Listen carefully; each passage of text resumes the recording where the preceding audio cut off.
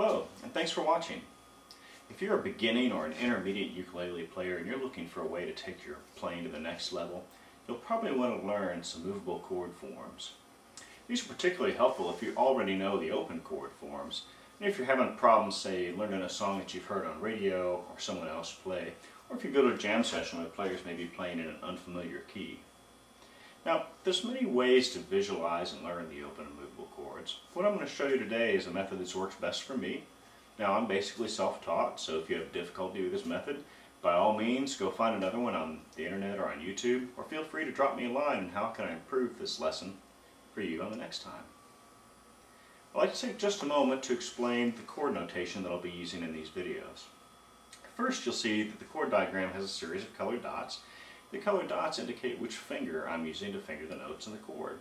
I'm using black for the index finger, blue for the middle finger, red for the ring finger, and pink for the pinky finger.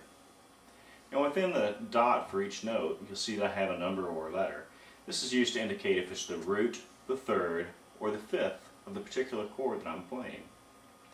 Finally, next to the chord diagram, you'll see the number that indicates what fret we're on the fingerboard, so you'll know where to move that up or down the neck for the particular chord that we're playing at that time. That's about it. Pretty simple. So, let's get started.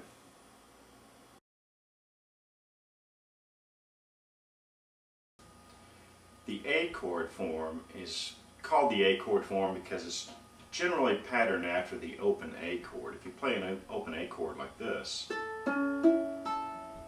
and just bar where the nut would be, move it up a few frets, then you basically have the same shape. So I'm calling this the A chord form. The nice thing about the A chord form is that it has the root of the chord on both the first and the fourth strings. So if you can find the root of the chord you want to play on either the first string or the fourth string, this is a very good one to use.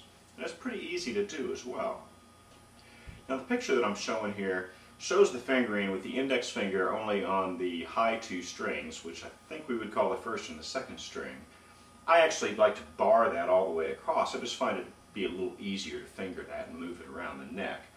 But the fingering works out pretty much the same. So I'm going to take it at the third fret and bar across, and then make the A chord form fingering with my middle and ring finger. And if I do that at the third fret, it's actually a C chord, because the root is again on the first string and the fourth string.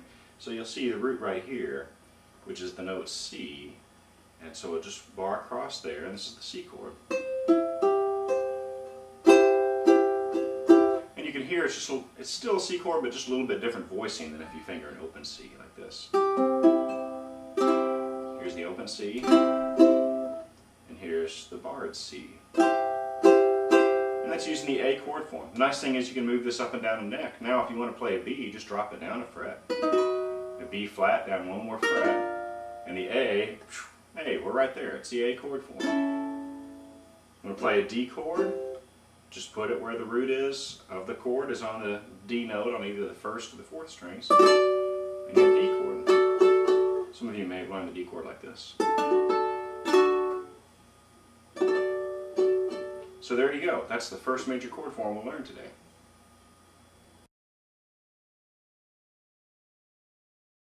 The F movable chord form is based on the open F fingering, and here's how most people have learned how to play an open F. Now the way I like to think of it is as if you have a 0 fret, take your index finger and bar all the way across where the 0 fret would be, then use your middle finger and your ring finger to finger the remaining notes of the chord. Now I use this form to play a G by barring across the second fret. So I'm going to bar all the way across the second fret, use my middle finger and my ring finger to fret the other notes in that chord form, and here's a G chord. And many people learn the open G chord like this. And here's the movable form. Just a slightly different voicing because of the way we've set that up. Now the root on this is on the second string, so this chord form has the root on the second string, very useful if you need to find a chord form with a root in that position.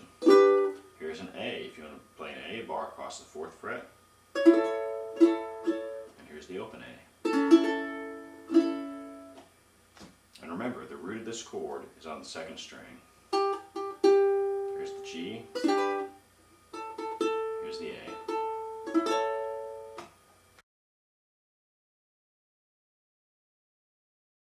The D movable chord form is based on the open D fingering. Now, I taught myself and I found that my fingers were kind of fat and didn't necessarily fit the traditional fingering method for an open D. So most people have learned to play an open D like this, where you take your index finger, your middle finger, and your ring finger on strings 2, 3, and 4 and play a D chord. Like this. I found that for me it's a little easier if I just bar all the way across that with my index finger and then use my pinky to pick up the root on the first string. It's still a D chord. Just has a little bit different voicing. What this has done for me is it is now a barred chord form or a movable chord form, which I can move up and down the neck. So there's a D chord. If I want to play an E, I just move it up 2 frets. And here's an F. All in the same chord form. And the nice thing about this one, in addition to being a movable chord form, it has the root on the 3rd string right here. So there's the D. If I play that as the movable chord form, I've got the root on the 3rd string.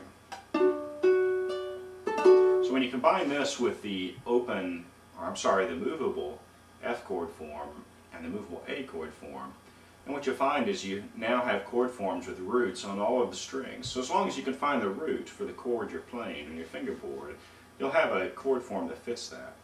So just to quickly review, here's the A chord form where I'm playing a C chord. And its root is on the 1st string and the 4th string. Here's the F chord form, and in this case I'm playing the G chord.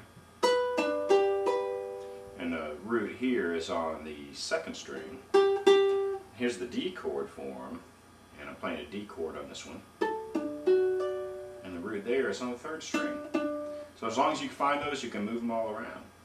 Good luck. We'll look at some intervals in another lesson and how they fit together, and you can use these chord forms now to play with either different voicings up and down the neck or to minimize your hand movement, because there's ways you can now take it and play the 1st chord and the 4th chord and the 5th chord in a given key and minimize your hand movement. We'll look at that in another lesson when we start looking at some intervals.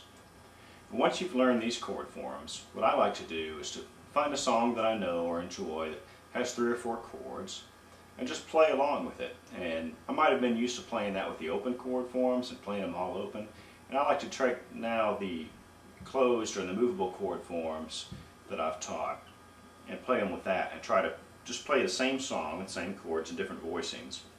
That's really helped me to get more familiar with where to find the different chords up and down the fingerboard on the ukulele. So take a song that you know, try with some different chord voicings, play it in different spots up and down the neck, and I think you'll become more and more familiar with how to play those.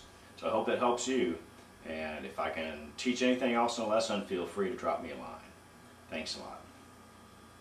I'd like to take just a moment to say thanks to a few people that have helped me out in my ukulele playing, as I've been mainly self-taught. First, I'd like to say thanks to Rob Deal at the Ukulele Shop over in Richmond, Virginia.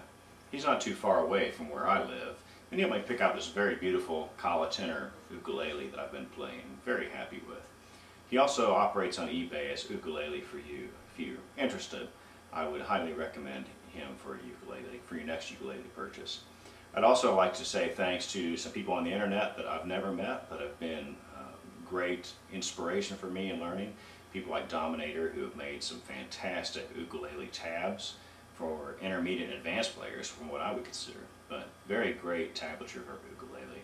Guys like John Rockwell, who very entertaining on the ukulele, plays a lot of improv music and writes some of his own stuff, and very inspiring there.